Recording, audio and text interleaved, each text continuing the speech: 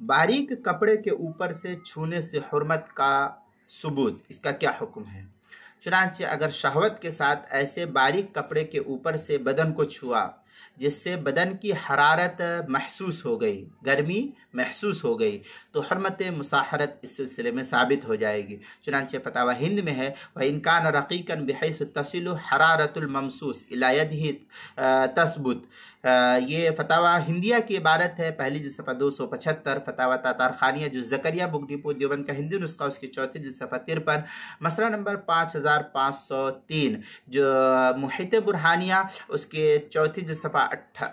88, मसला नंबर 3711, फतावा काजी खान उसकी पहली जिस सफ़ा 361, जो जकरिया बुक डिपो देवबंद का हिंदी नुस्खा है, खुलासतुल फतावा उसकी दूसरी सफ़ा 9, फतावा वलवालिजिया उसकी पहली जिस सफ़ा 375, जो मकतबा दारुल ईमान देवबंद का छपा हुआ नुस्खा,